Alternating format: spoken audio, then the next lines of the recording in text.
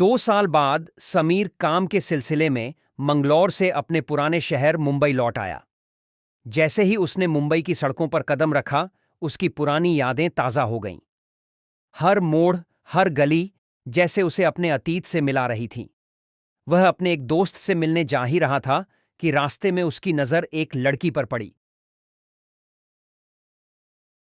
वह लड़की कोई और नहीं, मीरा थी, जिससे समीर बेइंतहा मोहब्बत करता था।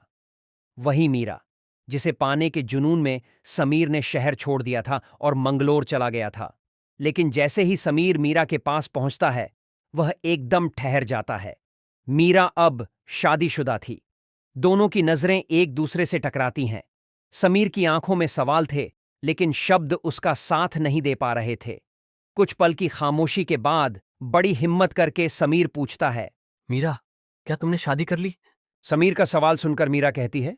हालात ही कुछ ऐसे थे समीर। लड़ाई किस्मत से थी और मैं हार गई। पर अब मैं अपनी जिंदगी में बहुत खुश हूँ। जितनी खुशी तुम मुझे दे सकते थे, शायद उससे कहीं ज्यादा। अब मेरी दुनिया बदल चुकी है। इसलिए मैं तुमसे बस एक गुजारिश करती हूँ, भूल जाओ कि कभी मैं तुम्हारी जिंदगी का हिस्सा थी। मीरा की बातें सुनकर समीर के पैरों तले जमीन खिसक जाती है।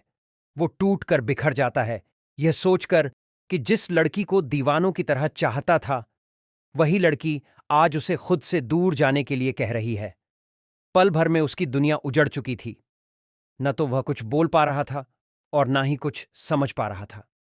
उसकी आंखों में एक नमी थी, मगर होठों पर फिर भी मुस्कान। उसकी नजरें मीरा से सिर्फ एक सवाल कर रही थीं।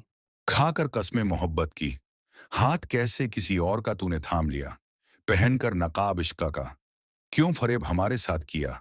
घर रखा था बसाकर, तूने दिल में किसी और को, तो क्यों तीरे नजर से हमारा कत्लेआम किया।